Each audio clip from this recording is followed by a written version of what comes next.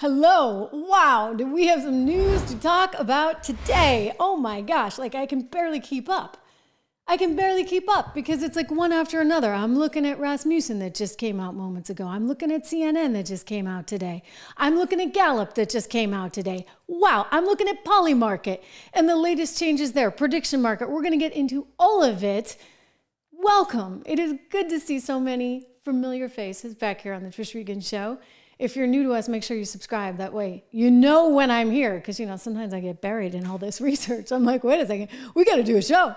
Because we have all of this news. It's just incredible. We're going to go through all this because it looks like she's increasingly losing that path to 270. So what does James Carville mean when he's out there saying things like, well, I think there's going to be like a big surprise? Is he trying to spook everyone? Meanwhile, have you seen this? I love it. Kamala Harris is the tax queen, and she's coming for your money, she's coming for your pensions, and she's coming for your savings unless you defeat her in November. And she can Okay.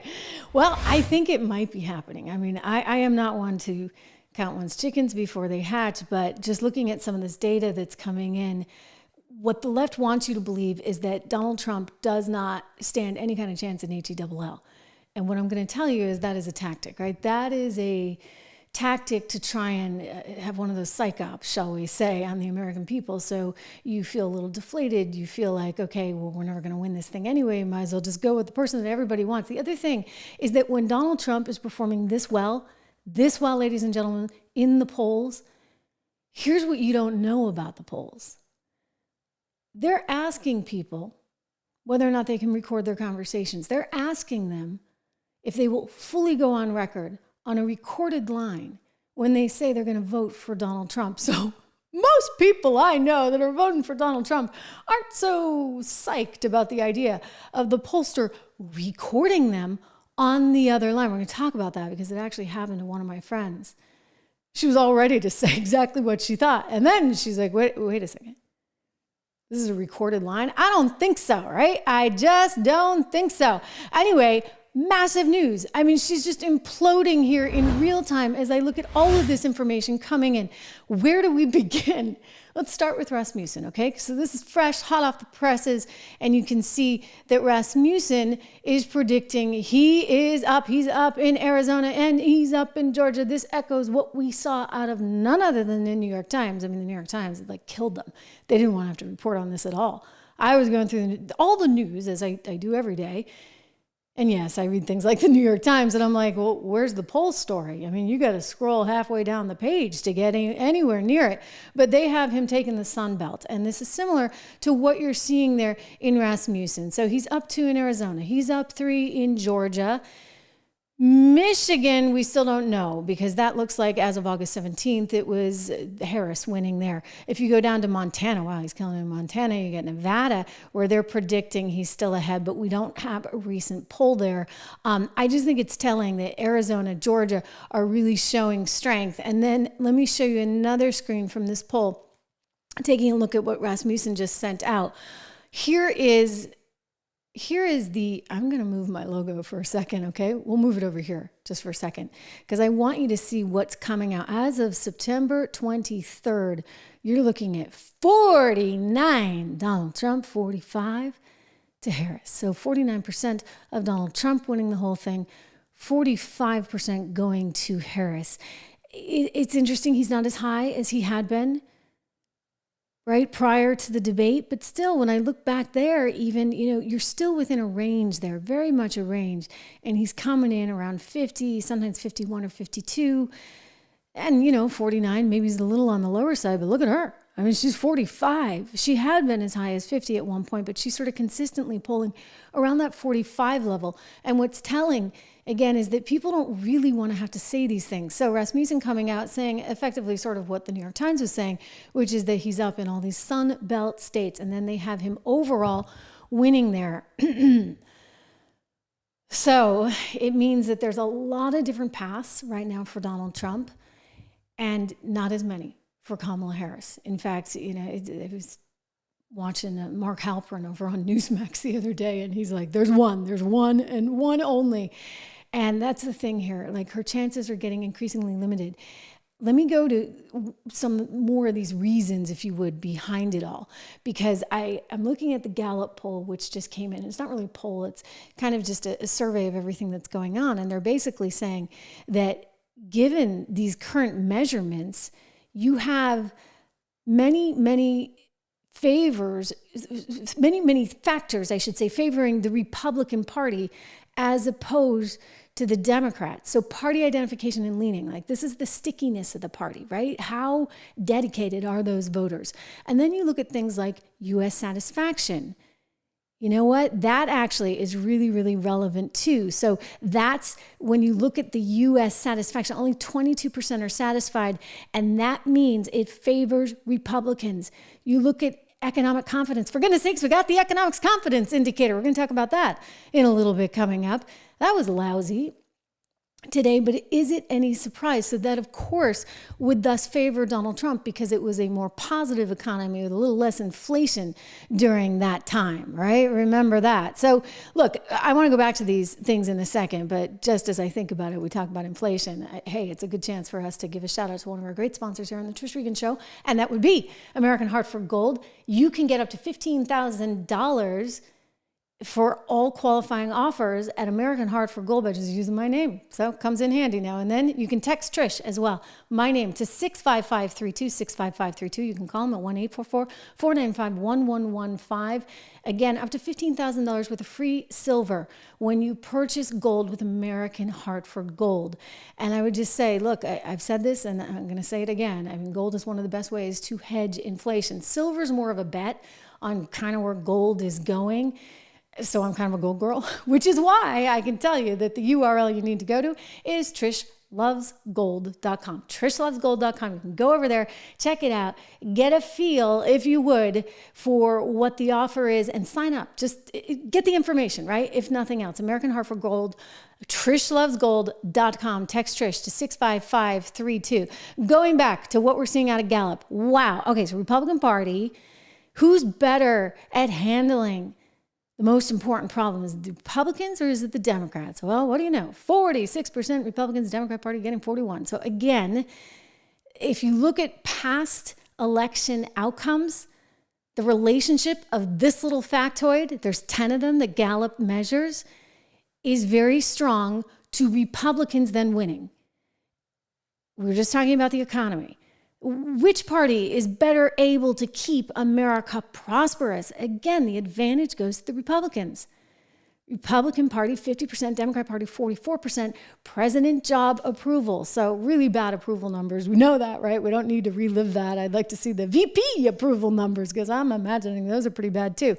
And so, of course, that again gives an advantage to the Republicans. Party favorability, the Republican Party, again, all of this. I mean, it's either neither, but it's, you know, for all the things that are really important, U.S. satisfaction, economic confidence, the party better able to keep America prosperous, presidential job approval, party favorability ratings.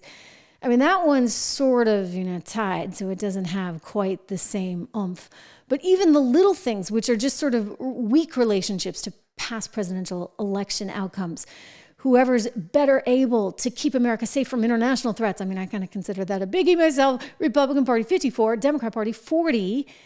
Preference for government activity, 55% say they would prefer government do less. 41% wants government to do more. So once again, the advantage goes to, the Republicans. So that's a bit of a problem, shall we say, for Kamala Harris. You got Gallup, then you get CNN, okay? Poor CNN. Poor CNN and the New York Times. This just kills them to have to report on their own polls here. Harris and Trump, they say, are in this dead heat. It's a total deadlock. It is so close, you can't imagine. It's so close that Harris is 1 point ahead of Donald Trump. Here's what I'm just going to say.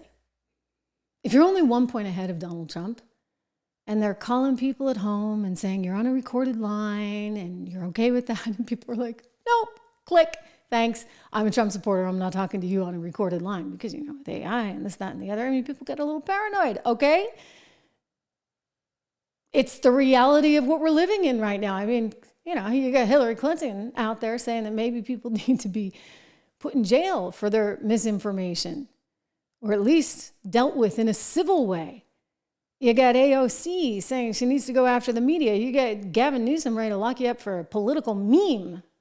I don't think people really want to talk to pollsters on a recorded line. Again, this information coming to me actually anecdotally through a very close friend who said she got a phone call. She was all ready to talk. And then the pollster, opens up with, hey, we're on a recorded line. So I started doing some research, and sure enough, what do? They record these things. The polls record them because they believe it makes them more accurate. So New York Times can be like, whoo, we're New York Times Siena, and we got the most accurate polls because, hey, we're recording everyone. Well, do you really have the most accurate polls? Because again, a lot of people don't necessarily want that being recorded and therefore part of potentially public information or big data.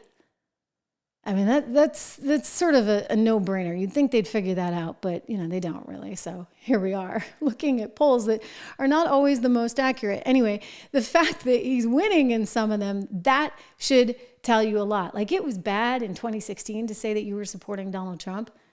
It's really bad now.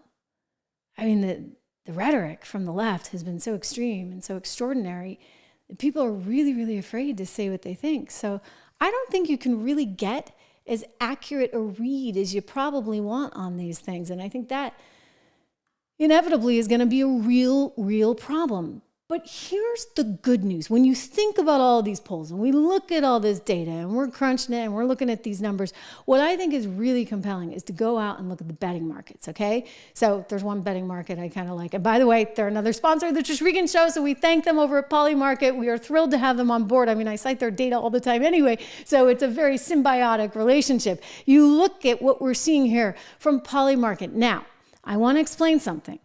So this is suggesting that the advantage goes to Kamala Harris. But here's what you need to understand. So this is a real-time market. This is a real-time market. And this poll has come in. The spread has narrowed a little bit. It's a real-time market where people are actually using crypto to bet on these things. It's actually the technology behind it because they're using Ethereum. I don't want to go off on too much of a tangent, but I get kind of excited about these things because they're really cool. Ethereum is a kind of blockchain technology that can be used. They're using stable coins, however, so you don't have to be subjected to the whims of, say, Ethereum. But the technology behind Ethereum is really, really just super cool and super efficient. And because of that, you can look, I mean, there's a ton of potential here. I mean, this may be the new CME at some point, but this is right now at present a betting market, and it's international because you can't really bet on this stuff in the US, but it's still fun to watch this because this tends to move sometimes ahead, sometimes a little bit behind. I'm going to point this out. Okay, so this is the latest. So this came out last night. This came out just moments ago. So my point being, look at how investors start to shift. Once they get a sense that, okay, the wind is blowing in a different direction, then boom, they move. Why? Because they have money on the line. So, there's no bias. There's no emotional attachment. They're just like, who's going to win? Okay? And so what you're seeing is that those spreads are coming in, and I wouldn't be surprised if by tomorrow, based on all the polling data that we're looking at, you're going to start to see a different picture play out in POLYMARKET. One thing that I think is kind of cool when we think about what happened at the New York Times and how all the Sun Belt states are suddenly rip-roaring for Trump. Well, I guess still within the margin of error. Take a look at this. This is not within the margin of error. This is another POLYMARKET data point, and they're looking at Georgia and they're saying, whoa, okay, these 16 electoral votes, they're definitely going to Trump. So investors are saying, and I say investors, but these are, people that are betting effectively. They have money on the line. They're saying, no, this for sure, Georgia is going to Trump. So it's worth just taking a look at, and I'll continue to do so because I just think this stuff is super, super, super cool. More data. So this is Nate Silver, and he runs something called Silver Bulletin. And I love looking at his charts because he's got a model that actually takes a whole lot of things into consideration. He updates the model daily. So this is not the most updated model. We'll see it again tomorrow, and we'll see if things change. I suspect they will, just like they'll start to change in the betting markets. Harris, 53.2. Trump, all the way down there. I don't think that's going to hold. And you can see how wild it's been. Look at how aggressively wild it has been. And once again, at times, there has been tremendous spread. You can see that Donald Trump was way ahead of her going into, when he was sort of topping up there, that was actually just ahead of the debate. And he was like nearly 70% chance of winning. And now we're starting to see it shift, but not a ton. And again, I'm just going to go back to, some of the basics like Gallup covered, as well as things like this. The Teamsters. Okay, I think the Teamsters are kind of onto something. Have you seen the Teamsters poll? You probably have. If you watch this show, reminder, subscribe, share, like, all that good stuff. Make a comment. Let me know what you think. Okay, here's Harris, 34%. Trump, 60%. And those are people that were willing to go on record. So again, imagine how many people were not willing to really tell their union bosses just exactly what they thought. Well, the Democrats are getting kind of nervous. I think the Democrats should be getting kind of nervous, don't you? I want to get to what James Carville is saying. James Carville is making some kind of super duper spooky prediction. But before I do, a quick shout out to Balance in Nature. We've talked about Balance in Nature a lot on this show. I'm a big believer in staying healthy. To me, it's like, you invest in yourself, and whether that's literally investing in gold or the stock market, or bonds or the S&P 500, whatever you want to do, right? You also invest in yourself in terms of your health. And that's why I take Balance in Nature every day. It's a tremendous, tremendous supplement. And you can too. I want to tell you about a new offer because I think you need to hold off purchasing any Balance of Nature until you hear this. So here's the deal. Some information. It's actually just hot off the presses. I'm bringing this to you at present right now. Wow. Okay, so that's a tight shot. I'll move back. There we go. Balance in Nature, guys. You can see, I'll get again my logo out of the way. You're going to get 35% off. Actually, no, this is the wrong code. Actually, 50% off if you use discount code Trish. So that's sort of amazing. Like this is just unlike anything that I have seen from Balance of Nature. Just tremendous, tremendous, tremendous opportunity to get this supplement. It's really great. I've told you before, the kid's music teacher was like, hey, I was listening to your show and you take Balance in Nature? And I'm like, you listen to my show? That was great. And he was like, yes. And I've taken Balance in Nature for years. I absolutely, absolutely love it. Anyway, so great, great deal from them. Just call them at 1-800-246-8751. 246-8751 and use my name for the discount code, okay? Use my name, Trish, for the discount code for Balance in Nature. And now we got to get back to James Carville. Do you remember him? Well, he's still like making the rounds there. James Carville. James Carville out with kind of a scary prediction, sort of a spooky thing to say. And of course, those of us that have gotten kind of burnt before in various ways start to get a little apprehensive when you start to hear a key strategist say something like, oh, there's going to be this big thing that happens, something major ahead of November. So he was on CNN last night and he said, and I'm going to directly quote here, something tells me something else is going to happen. I don't know what it is. Oh, okay. But the idea, we've got 42 days to go, 6 weeks. This is a sprint to the finish. I think there's another plot twist coming here. A plot twist. We've already had a rather significant plot twist, don't you think, guys? I mean, the guy who was running, the guy who Americans picked to be their nominee for the presidency, the Democrat Party picked, he's not running. And he's out there doing a big thing for the UN today saying, oh, this was my decision. Absolutely my decision. I mean, that was kind of a curveball that actually we saw coming. And I actually even predicted like 3 years ago because I was like, they can't run this guy. How are they ever going to run this guy? It's crazy to run this guy. So we kind of knew that one was out there and had a really good shot of happening, but they did it. I mean, think of how wild that is. They really did do it. And so I'm a little concerned. So he went out there today. I was trying to see if I had some sound I could show you of this because he's out there trying to say, yeah, This was totally my decision, and sometimes you need to do this for love of country. Here we go. Joe Biden talking to the UN about how it was his decision. Yeah, right. To leave the top of the ticket. Because of my presidency, this summer, I faced a decision whether to seek a second term as president. It was a difficult decision. Being president has been the honor of my life. There's so much more I want to get done. As much as I love the job, I love my country more. I decided after 50 years of public service, it's time for a new generation of leadership to take my nation forward. My fellow leaders, let us never forget, some things are more important than staying in power. It's your people. Okay. Yeah, I'm not buying it. Are you buying that? I mean, we're actually supposed to. Why was he clinging, for dear life? Why was his wife clinging for dear life? I think that was, that's quite a story. Why was he wearing the MAGA hat recently? Again, going back to Carville, he thinks that something strange is going to happen here. Well, he didn't say strange, just something else is going to happen. I think there's another plot twist. I mean, I don't know if I can handle any more plot twists. I'm going to be honest. I've had a few too many plot twists at this point. I mean, and then the assassination attempt, and then the second assassination attempt. I mean, my gosh. What is Carville trying to allege there? I'm not going to even let my head go there because I don't think that's a healthy place to be.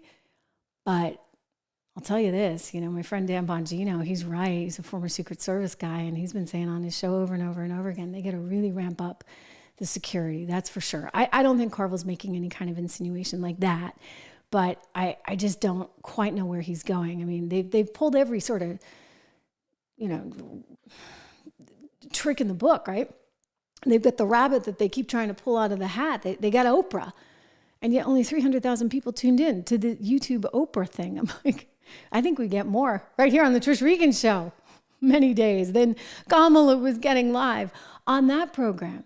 So there's that issue. You've got all of Hollywood. I mean, Meryl Streep was there, and Julia Roberts, and everybody was like, oh, we love her, we love her, we love her. And yet it's not translating, at least not in these polls. I mean, it's not playing in Peoria. I mean, it may be playing in Peoria, right? Because it looks like Illinois is probably going to go blue. But it's not playing, not in Pennsylvania the way they'd like, or in Michigan the way they'd like, or frankly, even in Wisconsin. There was one small poll that put her a little bit ahead in Wisconsin that came out this week. But I don't think it's enough. I really don't think it's enough. I don't think people like her very much. I don't think Cardinal Dolan likes her very much. So this is the guy that runs the Al Smith dinner in New York City, and this big, big, big dinner, and everybody comes together, and it's a tradition, right? Because you come together, both parties, both sides, left and right. Hillary was there when she was running against Trump, and Trump against Hillary, and everybody kind of has a good time, and it's all in the name of charity. And so Cardinal Dolan, who runs it, was a little surprised that Kamala Harris was like, not going. Totally snubbed him. Like, this has not happened in a long time. So Cardinal Dolan has a bit of a prediction for her. She should not welcome this one. Take a peek. We're disappointed. We were looking forward to giving the vice president an enthusiastic welcome. And we were confident that she would find this. She speaks very much about the high ideals and how it's good to get away from division and come together in unity and all. Well, that's what the Al Smith dinner is all about. We haven't given up yet. We're not used to this. We don't know how to handle it. This hasn't happened in 40 years since Walter Mondale turned down the invitation. And remember, he lost 49 out of 50 states. I don't want to say there's a direct connection there. But so we're not used to this, and we're not giving up. Who's been a help to us, Lauren, is Senator Schumer and Governor Hochul. They both are working hard to see that they convince her to come. So there's still a chance. Yeah, and Senator Schumer said to me, he said, I don't think she made the decision. I think her schedulers are saying she can't make it. So we're not giving up. We hope she's there. Yeah. And there was a little bit of a nod to Mondale there. Remember his fate. Walter Mondale losing 49 out of 50 states after he turned down the Al Smith dinner for charity. again, it's like a nice event, right? And they've done it, like you go all the way back to, oh gosh, you can go back to, I think it's Hoover, around that time that it started. So this thing has been around for a while. It's been a great tradition. Everybody goes except for Mondale. And look where he wound up. Why would she turn that down? I guess because, this is somebody who really doesn't have that bipartisan spirit that she's constantly going on about. To the Cardinals' point, right? She talks a good game, but when push comes to shove, she's not actually going to deliver in any way, shape, or form. I mean, the woman is stuck on a teleprompter. The only time she can actually go off script is when she's going for the jugular and she's just going to try and knock you out in a debate that has nothing to do about the issues and everything to do with her trying to get under somebody's skin. So she wants to try and do it again, right? This is how desperate she is, because she looks at these polls. Again, we got Gallup, we got Rasmussen, we got CNN, we got New York Times. This is not looking good for Kamala Harris. We've got POLYMARKET. I mean, everything coming in one after another. And Kamala Harris says, well, maybe my answer is to debate him again. Good luck, lady. Good luck. Join me on the debate stage. Let's have another debate. There's more to talk about, and the voters of America deserve to hear the conversations that I think we should be having on substance, on issues, on policies. What's your plan? What's my plan? And we should have another one before Election Day.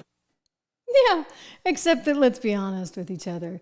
She's never actually going to talk about any of the things of substance. And if she wanted to really talk about substance, then why isn't she doing it?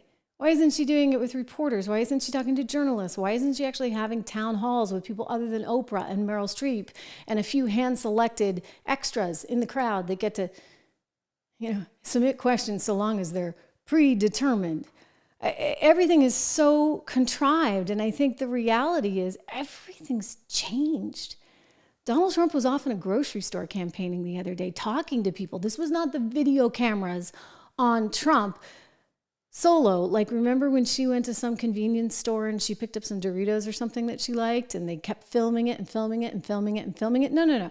This is him going live into the grocery store to talk to the voters about inflation. I'm going to show you that in a moment. But first, consider Kamala Harris.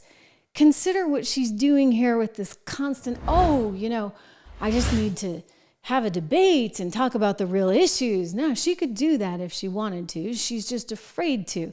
This came up on CNBC this morning with Joe Kernan, whom I've always liked and I used to work with. And, I'm liking him even more right now because he's sort of the stalwart over there. There's a few conservatives. Santelli's pretty good too. But he's giving Senator Chris Coon a heck of a time. So Coon is a surrogate, for lack of a better word, for Kamala Harris. And he's like, how can you sit there and defend the fact that she won't come on? Like, you'll come on, but she won't come on? Watch. If she would come on this show, and just like you do, and hopefully President Trump's going to come on, but former President Trump, if she would come on, we could get answers to a lot of these things. And I'm just wondering, as a surrogate that advises the campaign, there is an effort to rope-a-dope this thing right to the election, in my view. And the other side's done 40 or 50 interviews with J.D. Vance. I think I don't have to take my shoes off to count on my fingers and toes how many interviews that she's done along with Governor Walz. And that looks like a deliberate effort just not to face the hard questions and to try to, I don't know, I think Americans might finally say, I don't like the way this is working. I want to know. I think Andrew was getting at that in another way, that we would like to know something. We'd like to see questions asked and answers provided for all these things. And we may never get that. We only got 40 days left. We just had Vice President Harris say, yes, let's do another presidential debate. And Donald Trump say no. And you have to agree that a nationally televised hour-long debate is one way to answer a lot of direct questions. So is just sitting down with an interview with anyone. And one of the concerns I've heard, I'm here in New York for the UN General Assembly. I've met with heads of state from South America, from Africa, from Europe, from Asia, foreign ministers, defense ministers, heads of state. All of them have questions about the reliability of the United States and our relationships with core allies. That's one of the key factors I also hope voters will take into account, is that Donald Trump promised he would be an unconventional president, and he overperformed. But the answer is she's too busy? That should be in a stack list. I got to learn how to use the term stack list. That would be number one for my stack list, is to be transparent and open about what my plans are if I'm elected president. Yeah, but, Joe, you might actually have some plans. I don't think Kamala has any plans. I mean, other than some really scary ones, like let's just give $25,000 out to every single first-time home buyer. And maybe we can throw a special sweetener for those that are first generation, because if you just came over the border, we're going to give you even more. We can't afford it, ladies and gentlemen. We can't afford it. You saw what her Inflation Reduction Act, she's proud of the fact that she cast the final vote on that one to get it all through. My gosh, I wouldn't be bragging about that one, lady.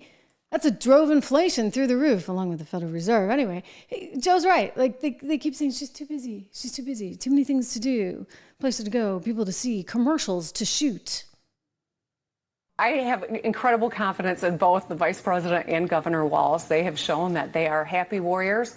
They are able to answer tough questions, and they are eager to get back into the debate. She does not have to do it, Kara. I'm going to just cut to the chase. In fact, she's put out policies on her campaign website. Anybody who's truly interested can go and read about them. She's done interviews, and I know that we would love, or you would love, to see her sit down every single day with CNN and do interviews. She's done interviews. Okay, she did one interview with Timmy there on CNN, a real softball interview for 16 minutes? I'm sorry, that doesn't count. Okay, she wasn't challenged on anything. That little skit she did for a debate, courtesy of ABC News, that kind of didn't challenge her on anything, yet challenged Trump on everything. It was like 3 against 1. My gosh. So Kamala Harris actually had to face any scrutiny, and don't sit there and tell me that Oprah counted, okay? Because she didn't, and no one watched. It was just the clips that made the rounds on network news after the fact. So this woman is not actually coming forward, and I think Joe's right. They're trying to run out the clock. Let's just keep everything happy and nice. Let's go with the Taylor Swift thing. I don't think Taylor Swift helped you. Just look at the polls. Rasmussen, CNN, New York Times, Gallup, prediction markets like POLYMARKET. Just look at this stuff, ladies and gentlemen. It does not look good for Kamala Harris. Not good at all. You know what's amazing, though? I'm looking at how Trump's out there, and this I told you about earlier in the show. This blew me away today. He got out there at a grocery store. I mean, this is cool because this is like a new style of campaigning. He's out there in the grocery store. I'm like, Kamala, you better get your act together, lady, because he gets it, and he relates to people, and he understands what's going on. Take a look at him here. The people right here that are paying 30, 40, 50% more for their groceries, which I think I can say is right. Yeah, that's correct. It's a disgrace. Because of what I do, I haven't been in these stores in a long time. Oh, look, I got to get some of this. We got to get it. If you have anything left over, just take it as tips, okay? You guys take it, give it to the rest of the store. Make sure you get out and vote. We will. Thanks, everybody. Thank you. Oh, wow. So that's sort of classic him. He's very good at that. He's very good at being personable. He kind of plays it. You can see why he was on The Apprentice, right? You can see why that was such a top show. And he knows how to work the crowd. He knows how to talk to people.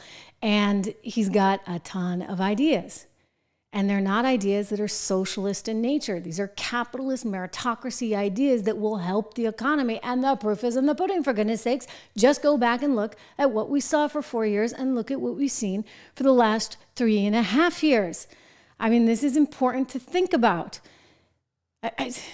Kamala's not going to take care of you. Heck no. Joe's not going to take care of him. By the way, we don't want that. We actually want to do something for ourselves. Do we not, in the American spirit?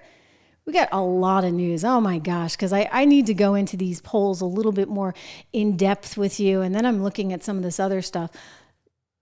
It's a peculiar deal with George Soros and some 240 radio stations that's getting shoved through at the 11th hour, which is just a little strange. And one of the committee members for the FCC, it was just kind of saying, what the heck is going on? I'm going to get to that in just a moment. But before I do, as we talk about being independent, as we talk about looking out for ourselves, good news to tell you about. Let me make this a little bit bigger. This is a graphic for 76 Research, which is That's small, right? You guys can't read that. I can barely read that. Let me make it much, there, it looks a little better, right? A little bit bigger. So this is the research company that I founded with a longtime friend, Rob Horton, and we're looking at stocks every day. We have 3 different portfolios. We have the 76 report, all there for you.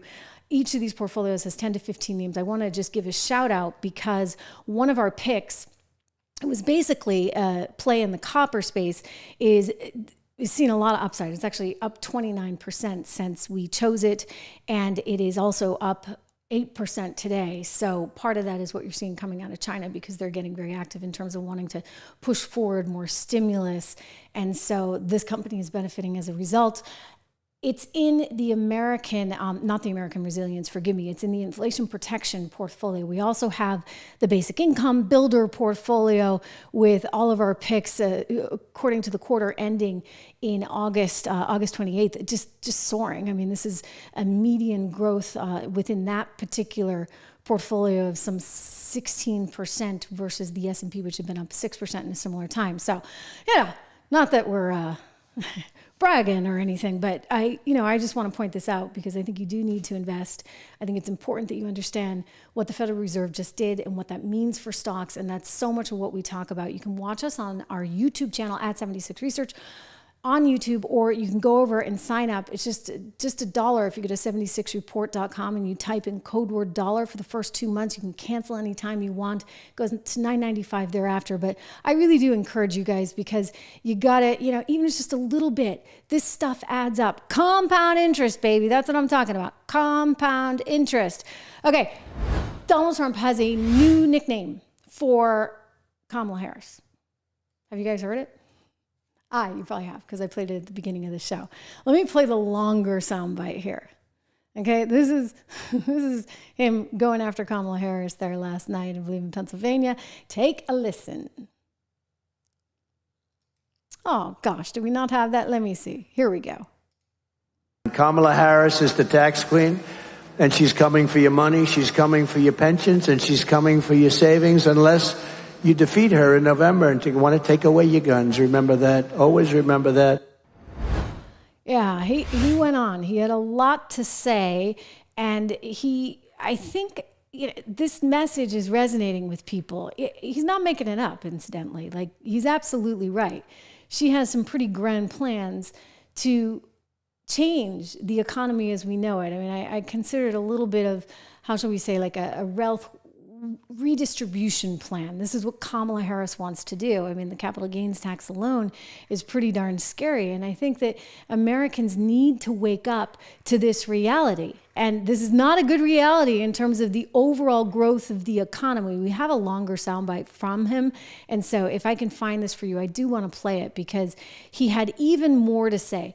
Kamala Harris, the tax queen. Kamala Harris is the tax queen. And she's coming for your money, she's coming for your pensions, and she's coming for your savings unless you defeat her in November and you want to take away your guns. Remember that. Always remember that. As president, I will keep Kamala's greedy hands out of your pockets, and we will deliver gigantic tax cuts. I gave you the largest tax cuts in history, and we are going to go further. That's what created the greatest economy. You know, when they say compare yourself now, but do something else. Compare costs now. Compare the cost of bacon with the cost of bacon 4 or 5 years ago. Compare the cost of just groceries. I mean, some of these things have gone up 4, 5, 6 times. Energy, interest rates. How about, I was at 2% interest rates. Now they're at 10%, but you can't get the money, so you got to keep going up. Okay, you're not at 10% if you can't get the money. We will have, I'm very proud of this, and then she copied me on one of them, only one. I'm waiting for the others. We will have no tax on tips. That was an easy one. We will have no tax on overtime. You work overtime.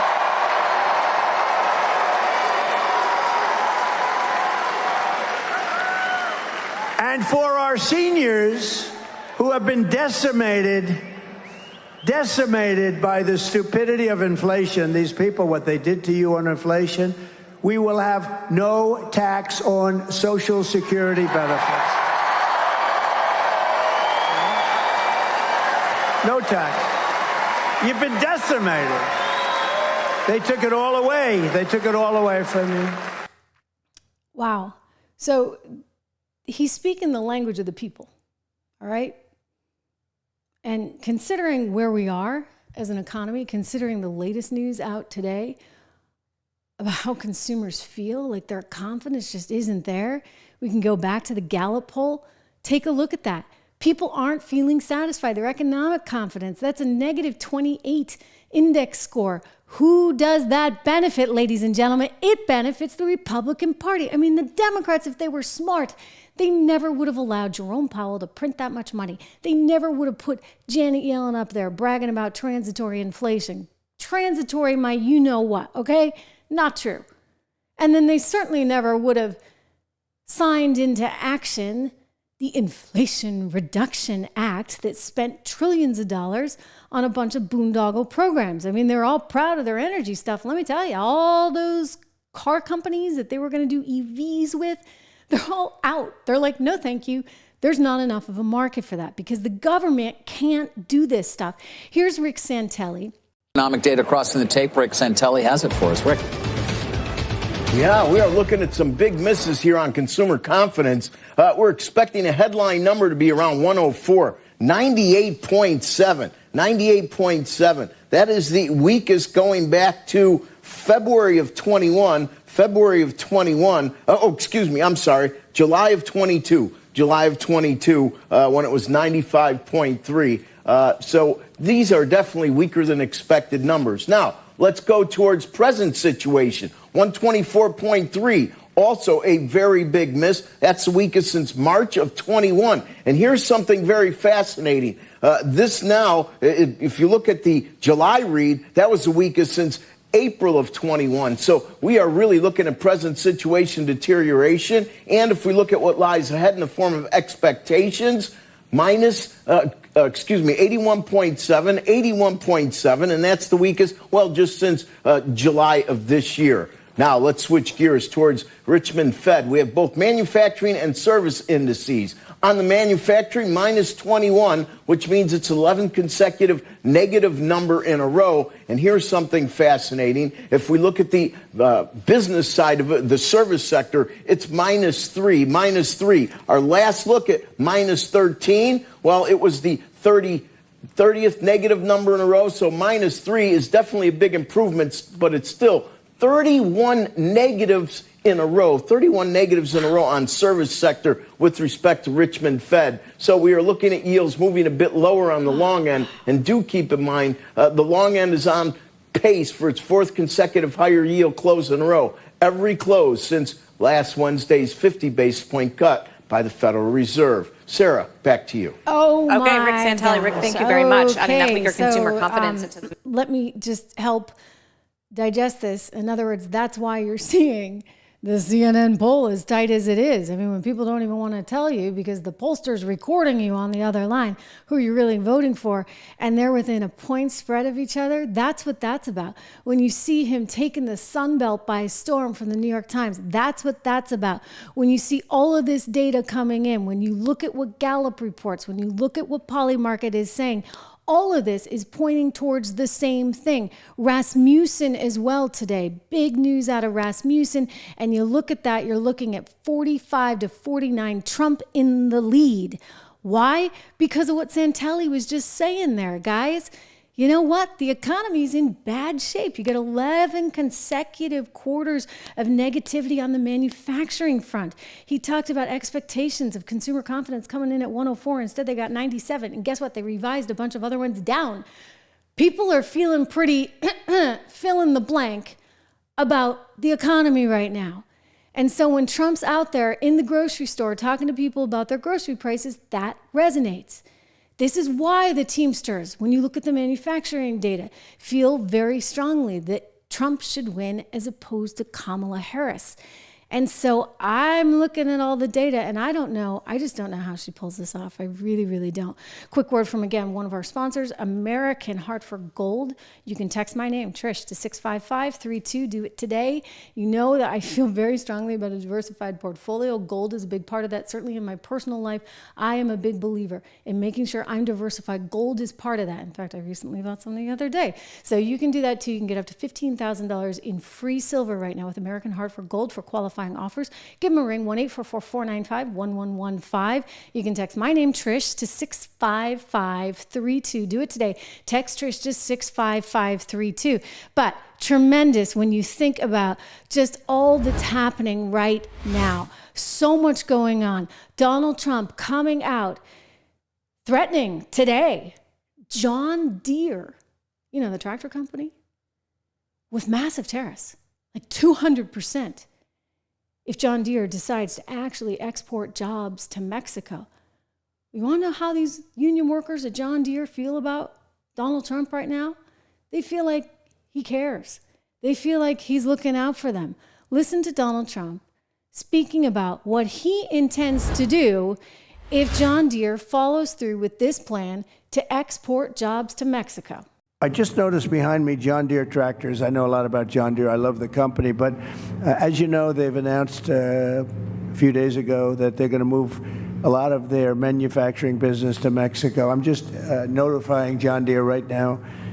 If you do that, we're putting a 200% tariff on everything that you want to sell into the United States, so that if I win, John Deere is going to be paying a 200%. They haven't started it yet. Maybe they haven't even made the final decision yet, but I think they have. John Deere is going to, and anybody else that does this, because it's hurting our farmers, it's hurting our manufacturing. And if you do that, you're going to have a 200% tariff put on the product that you make in Mexico, right across the border. They think they're going to make product cheaper in Mexico and then sell it in for the same prices they did before, make a lot of money by getting rid of our labor and our jobs, and really a great name, because John Deere is a great name. I buy a lot of John Deere, tremendous. I'm one of their big customers. I buy a lot of John Deere product as a private person.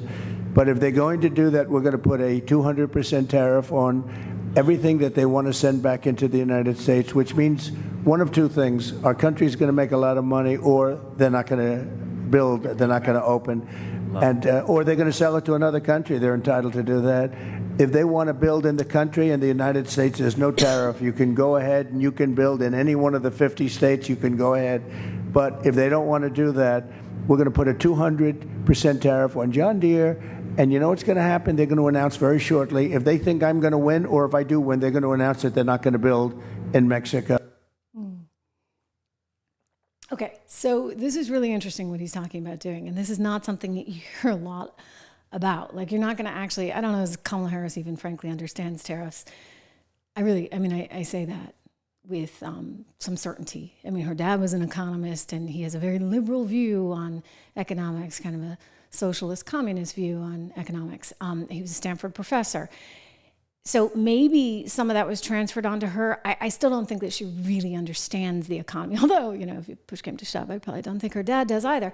Anyway, the point being on these tariffs, historically people would say, oh, you know, tariffs are really a bad thing. Think back to Smoot-Hawley in the 1920s. And the idea was, you know, we're going to, or actually going into World War II, you had all these Smoot-Hawley tariffs that prevented countries from having free exchange. And the thinking was that would help by insulating the American economy. Now, at the time, the American economy was not the American economy we have today, right? So you're talking about very different kind of economy. We were not the hegemonic economic power that we are in the world like we are today. Like, we matter, right? Everybody wants to be in the U.S. People want to invest in the U.S. People want that. And so we didn't have quite the same sway or quite the same weight. So there's that going on. The other thing is, you know, you just had a mess of an economic situation in the 1930s. And the conventional wisdom is that Smoot-Hawley really exasperated it. All right, I'm giving you my little academic viewpoint on all this right now. So why is this time any different? Well, for one thing, we're a much larger economy. We're much more relevant in the scheme of things. But the other thing is, if you really look at some of those numbers, and the Wall Street Journal had a fantastic piece on this the other day where they were looking at a study that showed actually tariffs, they're inflationary initially. But after the initial sort of pain of paying more for something, then it gets baked into the economy. Now think about it for a second. If you're trying to protect American jobs and American industry, do you really want those jobs going to Mexico? Do you want all those semiconductor jobs going to Taiwan? Don't you think that we need a vital, important manufacturing industry, from high-tech manufacturing and semiconductors to low-tech manufacturing in other places? Don't you need that here? I remember during March 2020 when I was trying to buy some Lysol, some good old Lysol or some Clorox, right? You couldn't get it anywhere. And then even as we were coming out of that very challenging time when you had locked up markets, you know what I was told? Well, you still can't buy it because you see, even if it's made by Americans here in America, they're actually sourcing all the components and the chemicals for the Lysol, for the Clorox from China. And we can't get it out of China right now. To which I said, well, then why the heck are we getting everything from China? Let's get a little bit more right here. Would you be willing to pay a little bit more for a TV or an iPhone or a car if it was made here? I'm betting you would, because at some point that helps your current economy. That helps your community. It helps because people are employed and they're able to take care of themselves. If you're in this race to the bottom and you keep sending all your jobs overseas, and guess what? You're going to have quite a problem, because not everybody can get a PhD. Not everybody is going to be some kind of computer whiz.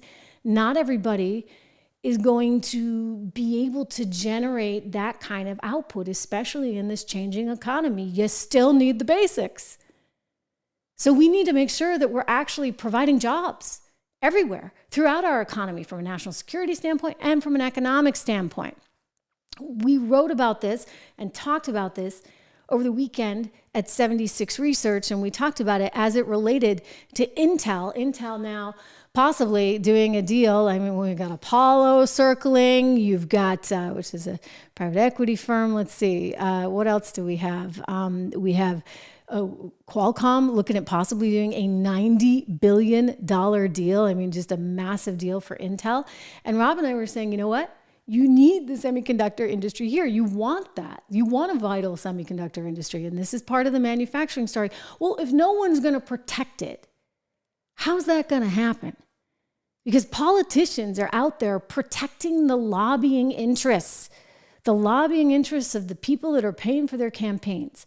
They're not necessarily protecting the interests of the American people. And so this is where American politics has gone really wrong.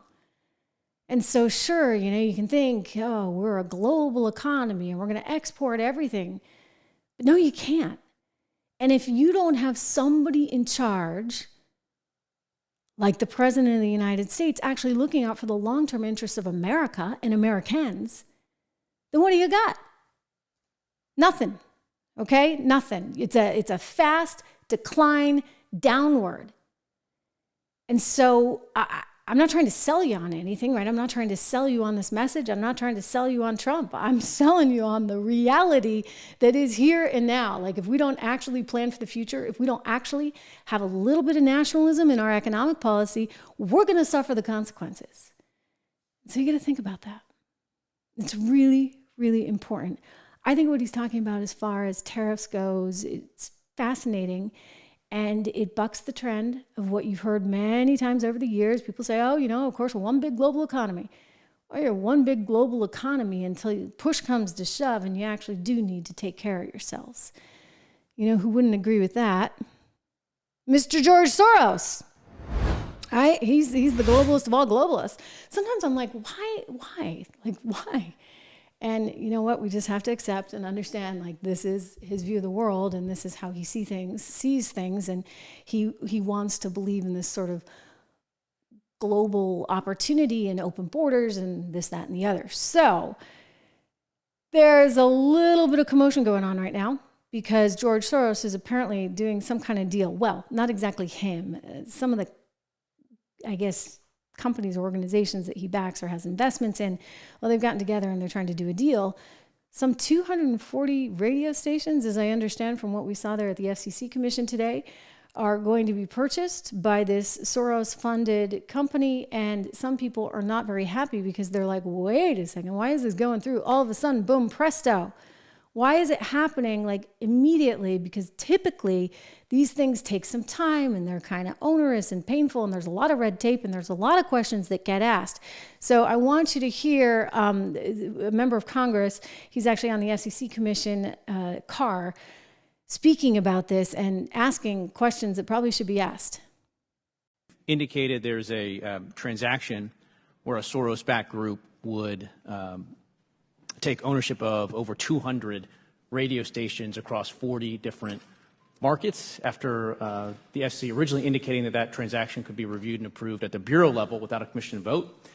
It's now become clear that that is a decision before the full commission, and it's one that I would assume now or in the near future the commission would approve. I think what's interesting about it is that the FCC here is not following its normal process for reviewing a transaction. We have established over a number of years one way in which you can get approval from the FCC when you have in excess of 25% foreign ownership, which this transaction does. And it seems to me that the FCC is poised to create, for the first time, an entirely new shortcut. Yeah, thank you. As you pointed out here and previously, these proceedings for transfer of ownership have been expedited. What exactly makes this case so deserving of an expedited proceeding so far, from what you could tell? There is nothing about this transaction that is out of the ordinary. It's the type of thing that we see all the time, and the FCC has a process for this. The full commission itself has never signed off on a shortcut like this. What we usually do is we require people to file a petition with us. We bring in national security agencies. They can review the foreign ownership. It's probably no big deal here, but we review that foreign ownership, and then we vote. Here, they're trying to do something that's never been done before at the commission level. Wow. Okay, hang on. We're going to talk about Janet Jackson in a moment, but consider what he's getting at there. There's an article that came out this afternoon on a local Fox station, and it's coming from the National Desk. Commissioner Brendan Carr, who you were just listening to there, of the FCC, Federal Communications Commission, is sounding the alarm over a pending purchase which would allow the billionaire Democrat donor, George Soros, to purchase hundreds of U.S. radio stations. And during this House Oversight Committee hearing, Carr objected, as you just heard, to a deal that would allow this Soros-backed group to take ownership of 200 stations across 40 markets. He claimed the FCC was deviating from its normal procedure by allowing the purchase to take place. The other thing that I would just bring up is where's CFIUS in all this? CFIUS is the organization that looks at any foreign transactions. So if he's correct, and this would be a 25% foreign transaction, then I think you got to get CFIUS involved too. And there's a lot of red tape with CFIUS, and a lot of things don't always go through CFIUS. So my question is, okay, why is the FCC speeding this through, and where is CFIUS? I mean, these are fair questions, and they're kind of peculiar.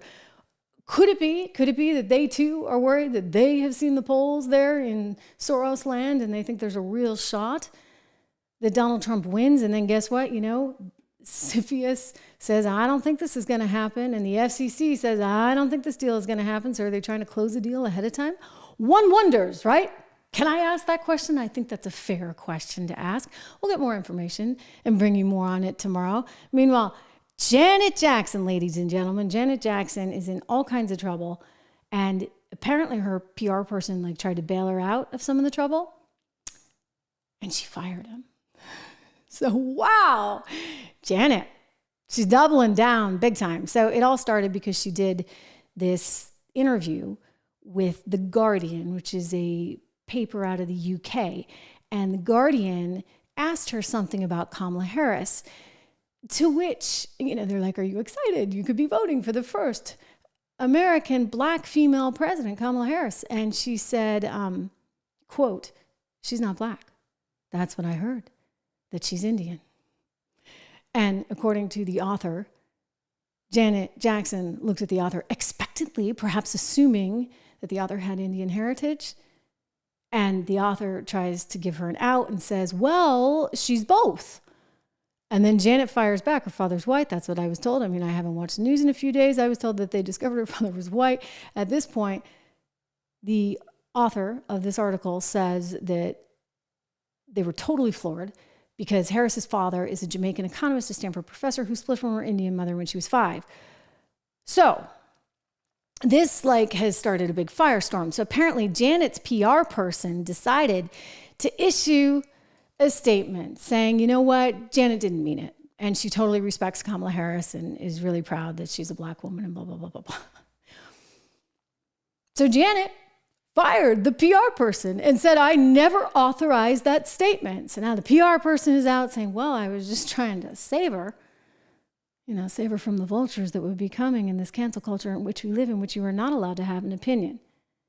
And you're apparently spreading misinformation if you say something that others believe to be untrue. I don't really know what was going through Janet's head in any of this, but it kind of feels like people are making a whole lot of something out of nothing. Again, the Rolling Stone had to get in on the action too. So she's being sort of canceled overnight, and apparently willingly. She's like, to heck with them all. To heck with them all. I own this. I fired my PR person, and that's that. So wow. Janet Jackson, amazing. Again, I get back to this, there are some people that are willing to sort of speak their mind, and there are plenty of people that are very, very fearful, which is why everything that we're seeing coming out of the polls right now, where you see very little opportunity for Kamala Harris ahead, and you see a lot of opportunity in many different paths to 270 for Donald Trump, I think it's relevant because I don't think that you're fully appreciating exactly what's happening. People are afraid to speak, and think about that in and of itself. You can't actually say what you think. I mean, this is one of the big things, right? They keep going after Heritage Foundation, which came out with the Project 2025, right? And they're like, oh, this Project 2025, it's so bad, it's so sinister, it's so secret, and they're going to take away your rights for this, that, and the other. Listen, Project 2025 is all about actually preserving some of our rights and actually getting rid of the deep state that would otherwise be problematic. I mean, think about the fact that the IRS is out there touting Kamala Harris. The IRS is literally announcing via its union that it's backing Kamala Harris because, she signed some 80,000 of them up for new gigs and increased their budget. Just exactly what everybody wants. Well, Project 2025 is like, no, we don't really want the IRS poking around that much. And by the way, while we're at it, we don't want the unions running the schools. We want kids to have equal access to opportunity and education. We actually want more energy. So let's take it all and not rule out some things because they're not in vogue or in favor. I mean, it's actually a really good plan. Donald Trump's like, no, it's not mine, because they're trying to sort of pin it on him. But again, this is this manipulation of the narrative. I encourage you to go check it out, by the way, yourself. You can go to 25truths.org or just go to Project 2025, read it there. It's not clandestine. It's not some backroom thing. It's right there out in the open. But they're trying to make you think otherwise. And it's pretty sickening. And I think Americans have woken up to all of it. And that's what's exciting about this moment in time. I mean, that's what's revolutionary, really, when you think about it. I have to be careful on my word choice. Saying things like revolutionary can get me in a little bit of trouble. Kamala can say it. Hillary can say she's willing to jail you over certain things, but God forbid a conservative say anything. Like, remember when we were talking about poor Joe Biden and poor Joe Biden's sort of faltering, and we kept bringing it up, and they were like, oh, it's fake news, it's cheap fakes. Oh, no, it wasn't. If you listened to us, you might have actually gotten the warning. If you listened to me on inflation, you would have actually been in a much better political position. Hey, I could have sat here and said, do that. Fine, go for it. Keep printing money. Sign that Inflation Reduction Act. We'll see how that will work out for you, because it'll actually probably cost you a lot of seats. There's another, actually, let me show you some of the data from POLYMARKET that one of our team members sent over. Take a look at this, guys. Okay, so this is a POLYMARKET tweet that they put out, and they're actually pointing out, dare I say, okay, let's see if we can see this a little bit better. Okay, balance of power, 28% going to Republicans, 21% chance of it going to Democrats. Why do you think that's happening? Because of the economy. And here's the thing, people can actually be pretty forthcoming on that. It's a little less tainted in terms of the so-called stink around it, right? They're a little less hesitant to say, hey, this is where I am. This is what I'm going to be doing in terms of my voting power. Whereas when they ask you, hey, you're voting for Trump or you're voting for Kamala, I think people feel a whole lot more pressure. So that's being reflected in some of these numbers. You can follow them on Twitter, actually, POLYMARKET. Maybe we can put their URL up for you too, or in the show notes, because they've got a lot of great data. I actually go and check it rather continuously because it's an open market. It's going all night long, right? And you continue to watch this stuff. And I'm telling you, I really think, and I got this right in 2016. Everybody's like, what are you talking about, Trish? And I'm like, don't count him out. I actually think he's got a really, really good shot. I do want to go to some of your comments out here. We have so many people tuning in. This is actually a really big show. Super exciting to see that. As I look at some of your comments and reactions, I see a lot of new names. Gary pointing out that he was in Vegas. He didn't see any Harris signs. That's pretty interesting.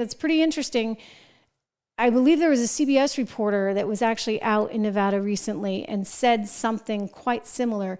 She said that she went with her team into a whole slew of restaurants looking for a Kamala Harris supporter, and they couldn't find any.